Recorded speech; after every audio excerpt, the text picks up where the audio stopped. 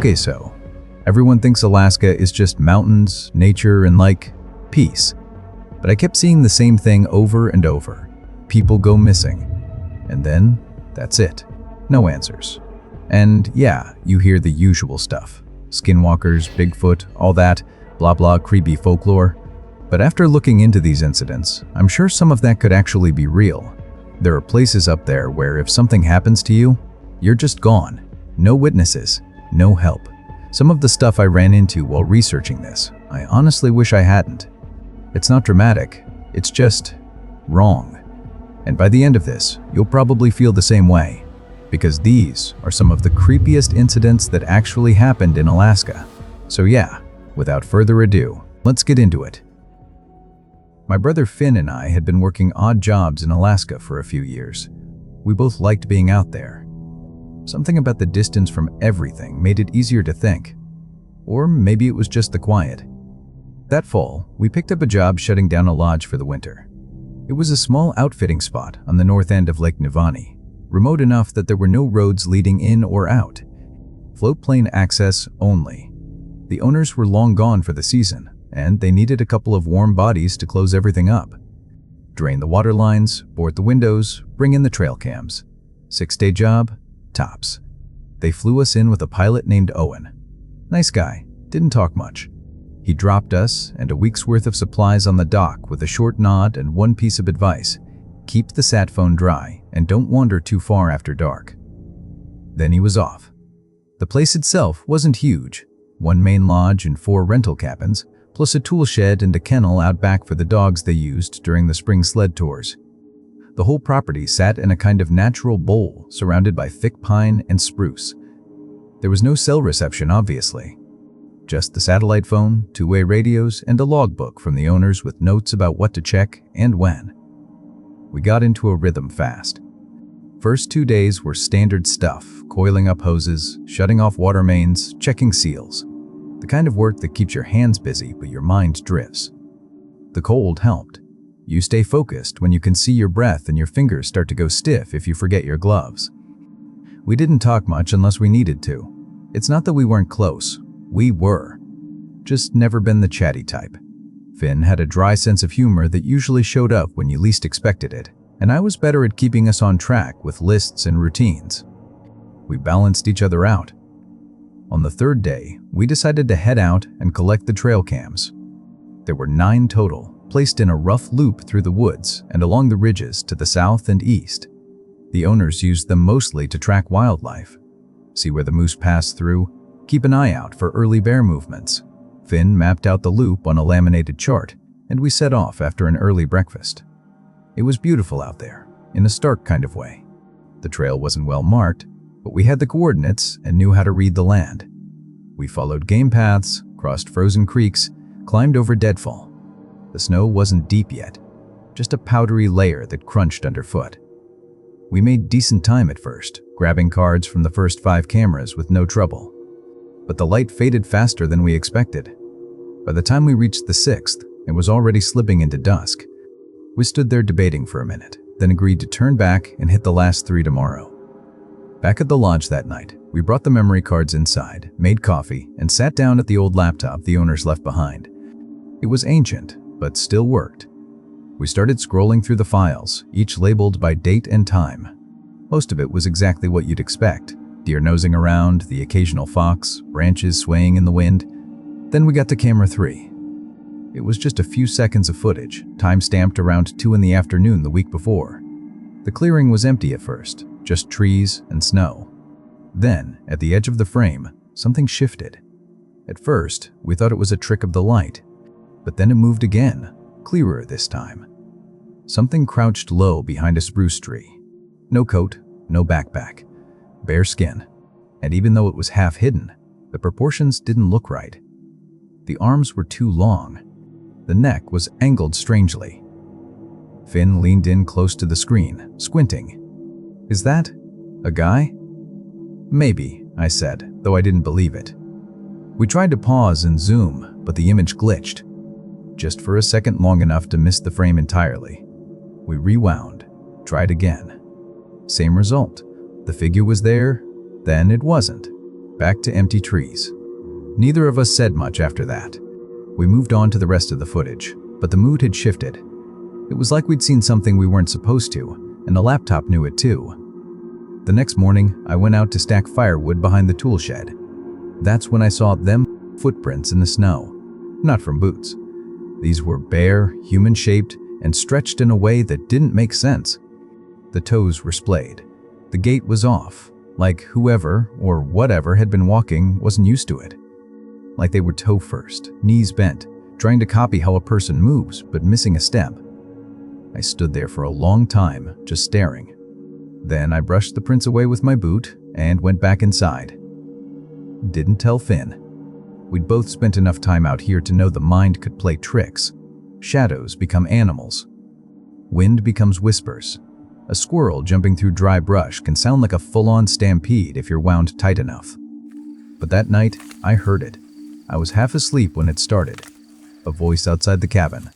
Not talking, just saying my name. Flat, even. Like someone reading it off a page. Then it said it again. This time in Finn's voice. I sat up, hard thudding, and just listened. Nothing after that. Just silence so heavy it felt like weight on my chest. In the morning, I finally told him. Finn looked at me for a long time before he said anything. Then he said, "I heard it too." Except in his case, it wasn't my voice. It was our dad's. Our dad had died in a climbing accident when we were in high school.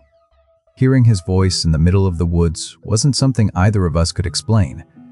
But we didn't try. We just nodded and went about the day like we were on autopilot. That was the day the satellite phone gave out. No warning.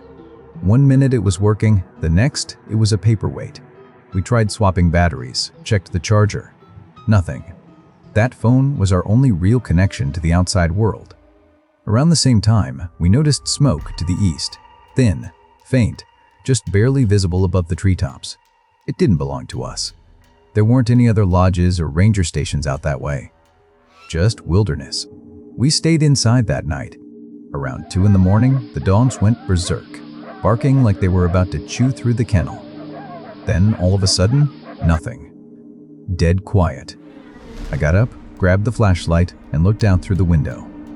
The dogs were still there, pressed tight to the back of the kennel, tails tucked, eyes locked on the tree line. Frozen. Then we saw it. Something was walking just beyond the light. Slow, steady, like it knew exactly how far to stay out of reach. It looked like a person, but wrong. The head tilted too far. The arms were too long. The walk was human but exaggerated, like someone acting out what they thought a person should move like. And the face looked like a bad copy. Not a mask, not paint, just wrong. Like someone had taken a face apart and put it back together with the pieces in the wrong places. It paused, then raised one arm and waved. Not fast. A slow, deliberate wave. We didn't sleep that night. Just sat in silence with the fire burning too hot and the rifle on the table. Around 5 in the morning, there were knocks. 3 slow taps on the back wall. We held still. Then came 3 more knocks, this time from the opposite side of the cabin. At dawn, we stepped out. No tracks, no sign of anyone. We packed early. The float plane was due at noon. By 8, we were sitting by the dock, fully loaded, just watching the trees. The dogs were quiet now, but they didn't relax. Just stared, muscles tight, like they were waiting for something to happen. At 11:40, the growling started again. Low, steady. Then we heard the voice. Our dad's voice, coming from the woods, loud and clear like he was standing right behind us. "Come out here, boys. I found something." I didn't even look at Finn. We just grabbed our bags and ran. I barely remember the float plane landing. Just the cold, the sound of the engine, and the way we both shouted at the pilot to go, now. We didn't even talk on the flight back. That year, I'd signed on for seasonal trail maintenance with the National Park Service. Most of the crew had already gone back down south by mid-September, heading to other gigs or just chasing the last scraps of warmth before the snow took over. But I agreed to stay a little longer. One of the older rangers, Royce needed a second pair of hands to finish repairing a backcountry footbridge before the freeze made the river too dangerous to work around. We flew in low over a snaking river, then touched down on a narrow lake surrounded by spruce. From there, it was 6 miles on foot. Dense terrain, no switchbacks, not even a trail in the traditional sense. Royce knew every bend and route. He barely looked up, let alone at a map. I followed behind, trying not to look winded. By the time we reached the site, I was sweating under 3 layers. The bridge itself crossed a shallow channel of a braided river, more gravel bars than actual water that time of year. We set up camp a little ways upstream, 1 tent, a small fire ring we cleared ourselves, and a pile of tools under a blue tarp held down with rocks. Nothing fancy, bare bones, just enough. Royce didn't bring a satellite phone or radio, said they were dead weight.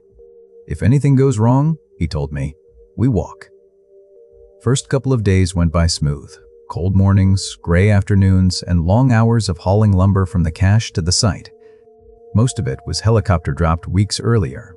Split beams, steel cables, brackets, all marked with orange tags.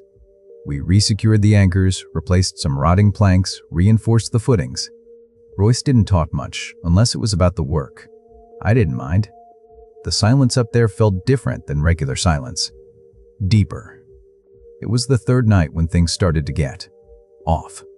I woke up around 2 in the morning. At first, I thought it was a dream. This low, soft crunching outside the tent, like something heavy shifting through the moss. Then it circled. 1 loop around us, slow and steady. Then another. Then another. Royce sat up quietly, didn't even rustle the sleeping bag. He leaned close and whispered, "Moose, maybe bear. Don't move." But it didn't sound like any animal I knew. The steps were too evenly spaced, too consistent. Nothing snorted or pawed or sniffed, just walked, around and around. Eventually, the sound stopped. Just ended. We didn't speak. Didn't sleep much after that either. Next morning, when I unzipped the tent and stepped out, there they were. Prints. Deep ones. Not fresh hiking boots. Narrower, flatter, like old logger boots that had seen better days. They weren't ours. Royce stared at them for a few seconds, then muttered something about old trapper cabins, and got back to packing gear like it was nothing. Later that afternoon, I went alone to the drop site to grab a few more crossbeams. The cache was maybe half a mile from camp, tucked between 2 ridges. I was halfway back, balancing a beam on my shoulder, when I saw someone in the trees. About 30 yards off, crouched behind a spruce, not hiding, just still. Watching. At first, I thought it was Royce. Same build, maybe? But the clothes didn't match. The jacket was this bright red, almost too red, like it had never seen dirt or rain. No logo, no wear, just Queen. I stopped and called out. The figure stood slowly. Didn't wave. Didn't speak. Just turned and walked into the trees, deeper into the brush. No sign of a path. No sound of movement once they were gone, like they'd vanished into a wall. When I got back, Royce was stacking gear under the tarp. I asked him, casually as I could, if he'd gone off trail around noon. He looked up and said, "Nope." Then he hesitated. "What color was the jacket?" I told him. He didn't say another word that night. Just finished his meal in silence and zipped himself into his bag early. Pulled the tent closed all the way, even cinched the top drawcord tight. It wasn't even that cold. That night, the noises came back, but different this time. It wasn't steps. It was twigs snapping, close right outside the tent, something slow dragging past, and this strange scraping sound, rhythmical, like something wooden being drawn across bark. Then, stillness. I didn't move. My hands were clenched so tight under the bag I lost feeling in my fingers. At one point, something pressed lightly against the side of the tent near my feet, just enough to dimple the fabric inwards. Then it moved on. Royce didn't say anything until maybe 4 in the morning. Then he leaned over and unzipped the flap an inch. Peered out. Stayed quiet for a long time. Eventually, he whispered, "We pack out at first light." That was it. No explanation, no discussion, just that. The second sunlight touched the trees, we broke camp.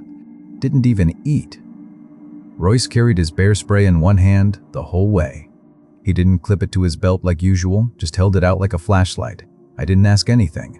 I didn't have to. About an hour into the hike, just before we reached the ridge overlooking the lake, he finally spoke. "There's things up here that aren't ours," he said.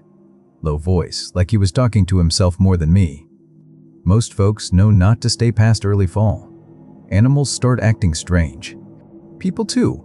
He paused for a long moment, then added, "You see something in red, don't follow it." That was the last thing he said until we saw the float plane circling the inlet. We loaded up in silence. Back in Dunbury, he gave me a firm pat on the shoulder and said, "Keep that to yourself, yeah?" Not as a warning. More like a favor. I nodded. I flew home a week later, skipped the end of season briefing. I didn't sign up again the next year. Still take trail jobs sometimes, but I stay in the lower 48 now. Closer to town, closer to radios, closer to people. I was 21 when it happened. Steve had been fixated on Alaska for as long as I'd known him. We'd been friends since high school, back in Carson Ridge, Nevada. I was the one who double-checked itineraries and packed extra batteries. Steve just grabbed a map and left. We were complete opposites that way. But somehow, we always made space for each other. He brought chaos, I brought backup chargers. It worked. That fall, the plan was simple. He'd drive up through Canada in his old 4Runner. I'd fly up and meet him in Anchorage, and from there, we'd head east into Wrangell St. Elias. He'd circled the few spots on a paper map. No marked trails, just tiny lakes and ridges with names I'd never heard of. I didn't love the idea of going that far off-grid, especially in late September, but we'd done dumb stuff before and come out fine. We met up in Anchorage and rented a tiny room above this greasy mechanic's garage. The place smelled like motor oil and burnt coffee, and the walls were paper thin. That night, Steve seemed off. Not in an obvious way, just dull around the edges. He didn't eat much, barely talked. I asked if he was okay, and he just shrugged. "Something about driving through the Yukon kinda messed with my head," he said finally. When I asked what he meant, he paused like he wasn't sure how to explain it. I kept thinking I'd seen the same spot before. Same lodge, same blue truck parked outside, same pile of snow by the sign. I was alone, so I figured I was just tired, but it didn't feel right. Then he laughed, real quick, like he regretted saying it. I let it go. We hit the road the next morning. The landscape opened up fast once we left town, low, frozen grasslands giving way to dense woods and mountain shadows. It was all beautiful and quiet, and for the first few hours, it was like any other trip we'd taken. Until he pulled off onto this barely visible gravel road that definitely wasn't on my GPS. He unfolded the map and pointed at a thin gray line cutting through what looked like nothing. "Shortcut through an old mining area," he said. "Cut's about a day off." It was late September. No one knew exactly where we were. My gut told me it was a terrible idea. I told him that. He grinned and said, "That's the point." The road was more like a trail. Trees started leaning in as if the forest had been waiting to swallow the road again. We kept going. The signal dropped about 40 minutes in, and it felt like we'd fallen off the map. We camped near what was left of a collapsed cabin, just two walls still standing and a rusted pipe half buried in moss. We pitched the tent in the flattest spot we could find and built a fire. I remember thinking everything felt too quiet. Not peaceful, but blank. Even the wind was weirdly still. That night, Steve barely spoke. He sat with the map open on his lap, staring at a little blue circle marked Lake Belarus, a name I couldn't find online later. He'd drawn a red circle around it, said it was less than 2 miles east. We agreed to check it out the next day. Around noon, we split up to scout separate paths. It wasn't supposed to be a big thing. He wanted to try going down along the old creek bed, and I took the higher ridge. We were supposed to meet back at camp by 4. By 4:30, I was waiting at the fire pit. By 5, I was calling his name. By 5:30, I was yelling loud enough to echo. By 6, I had a fire going again and was blowing the emergency whistle he always kept clipped to his bag. I blew that thing until my cheeks hurt. Nothing. I stayed up all night. I couldn't even bring myself to sit. I just paced around the fire, scanning the trees, stopping every time I thought I heard something. Branch snaps, a rustle, the sound of footsteps on dry leaves that always seemed to stop just as I turned. When the sun came up, I started walking. I looked for 2 full days. Every direction. Down the creek, over the ridge. I called out so much, I lost my voice. I left markings on trees and snapped branches so I wouldn't circle back on myself. Nothing helped. The woods weren't confusing at first, but the more I walked, the more the layout started to feel off. Distances stretched strangely. A grove I thought was just ahead would take an hour to reach. I'd climb up over a rise and swear I'd already seen the same fallen tree, same branch hanging at the same weird angle. But I kept going. I couldn't stop. On the 3rd morning, I sat down on the same log we'd eaten breakfast on, left a note in a plastic bag, weighed it down with a rock, and packed up camp. I hiked back to the car. It was still there. Unlocked, undisturbed. His gear bag was in the back seat. I opened it, his backup flashlight, extra granola bars, a roll of film he hadn't developed yet. All just there. I drove until the signal returned and called the state police.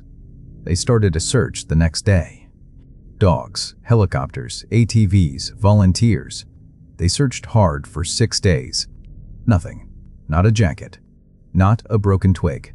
No dropped water bottle. One of the search leaders, a ranger named Chapman, pulled me aside on day 4. He said, "I've done this job 23 years. I've seen people get lost, injured, caught in snow. But I've never seen someone vanish this clean. It's like he just stepped out of the frame." I flew back 2 days later. I told Steve's parents everything I knew. They didn't cry. They just sat there, hollow and blinking like the air had been pulled out of the room. Then, a week later, I got the call. It came in around 1:15 in the morning. I was staying at my parents' place. The number was unknown. I answered without thinking. Static. Just static. Loud and sharp. Then, quiet. A silence so total, I thought the call had dropped. Then, clear as if someone were standing right next to me, I heard my full name. Just once. Then, the line cut. I sat there staring at my phone. I checked the call log. It had an Alaskan area code. I tried calling it back. It rang once. Then nothing. I reported it to the officer who'd taken my statement. He said there was no record of the number. It didn't exist in the system. No billing info. No carrier. Just a dead string of numbers routed through a decommissioned tower near Tok. He asked me, without being condescending, if I might have imagined it. 2 days after that, a small cardboard package showed up at my parents' house. No return address, no postage, just taped shut with clear packing tape. It had my name handwritten in black marker. Inside was Steve's field notebook, same one he always carried in his backpack. Brown leather cover, frayed at the edges, little pen loop snapped off. I opened it and flipped through. All his notes were still there. Sketches, coordinates, half-thoughts, trail markers, bad jokes. The pages had that smell, damp, smoky, like they'd been near a fire too long. There were 2 new entries. The first said, "Too far. Things don't move right here." The second said, "Don't follow me." That was it. I didn't tell his parents. I didn't tell anyone. I slipped the notebook into a waterproof storage container, sealed it, and drove it out to a storage unit on the edge of town. The job was supposed to be simple. It was a seasonal maintenance contract up at a small, half-forgotten airstrip near Belridge, Alaska, about 30 miles north of anywhere that showed up on most maps. The company I worked for ran supply flights to even smaller villages tucked deep into the interior, and they needed someone to stay up there over the winter in case the generators failed or the fuel lines froze up. That someone ended up being me. Most of my job was just routine checks, walk out to the hangar, test the generator, make sure the fuel lines weren't leaking, keep the snow shoveled from the lot. After Thanksgiving, the flights all but stopped, and the place went dead quiet. Honestly, the solitude didn't bother me at first. I read a lot, listened to old downloaded podcasts, played solitaire on a crusty old laptop. The cold didn't get to me either. Not really.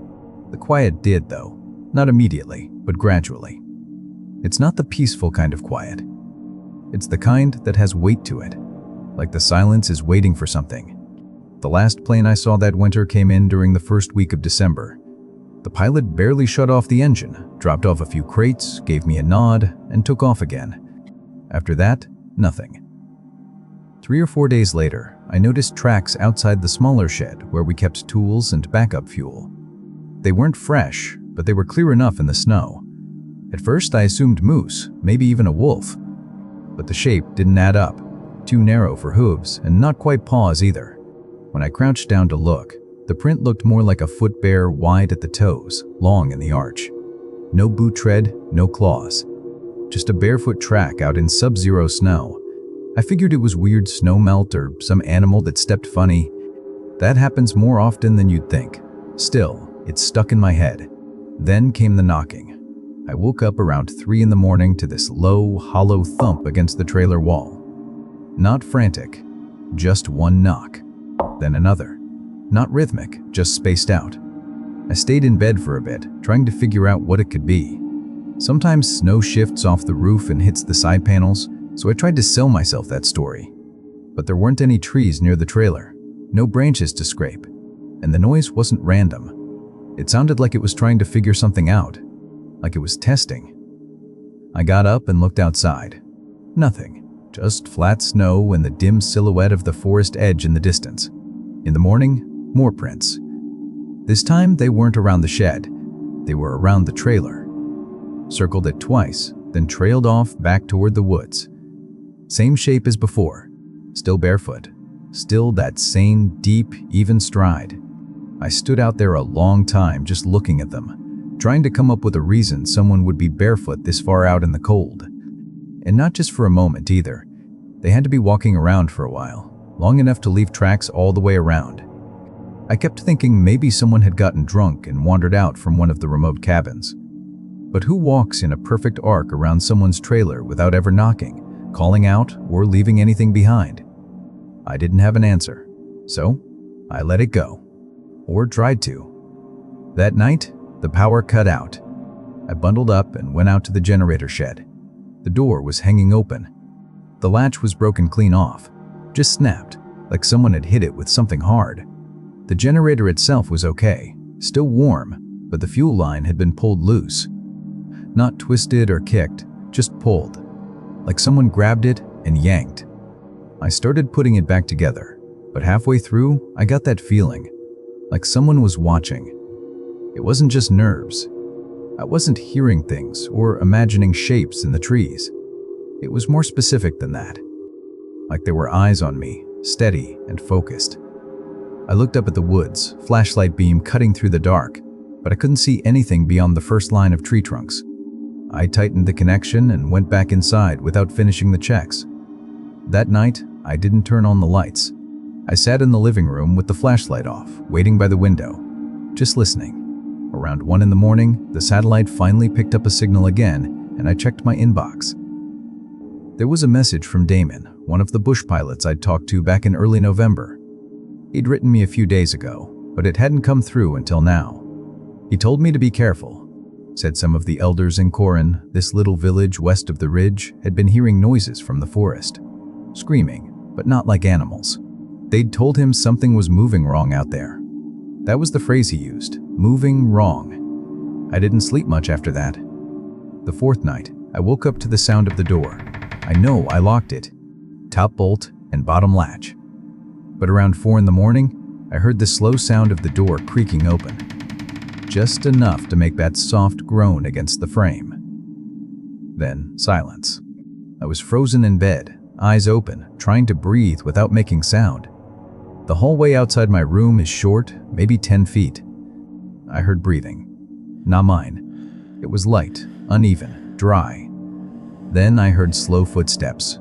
Whatever it was, it walked past my room and didn't stop. I waited. Didn't move. Not a sound. 10 minutes later, I heard the front door shut. This time, harder. At sunrise, I checked everything. Nothing looked touched, but the door was unlocked. And the snow outside showed a long trail of those same tracks. Wide toes. deep heel, barefoot, heading back to the forest in a wide curve. I got on the radio and told the company I was pulling out early. They said the next flight wouldn't come until the 12th. That meant 2 more nights. I didn't leave the trailer again. The final night, the tapping started just after midnight. It was so light at first, I thought it was just wind, but it wasn't. It was soft, steady taps against the window pane. Then it moved to the next window, then another. It made a full circuit around the trailer. Not knocking, not pounding, like fingernails on glass. Like it wanted me to look. I didn't. I stayed on the floor with my back against the stove and a blanket pulled over me, just waiting for it to stop. And eventually, it did. I don't know how long it lasted. I must have drifted in and out of sleep. I didn't move until full daylight hit the windows. When I finally looked out, I saw it. Every single window was smeared. Long streaks of something dark and sticky. Mud, maybe, or something else. But each smear started near the bottom of the glass, right where a hand would be, like someone had leaned in and dragged their fingers across. And out by the edge of the clearing, just before the trees started, was a fox. Its belly was torn wide open, like someone had split it with a dull knife and left it posed like a warning. When the pilot landed that afternoon, I didn't even grab my last supply crate, just stepped onto the plane and strapped in. He asked if I was okay. I didn't say a word. I never went back, never even finished the contract. So that's it, guys. Hope you liked these. Drop a comment and let me know what you want to see next. And yeah, if you enjoyed it, please consider subscribing, liking, and sharing. Thanks so much for watching, and I'll see you next time.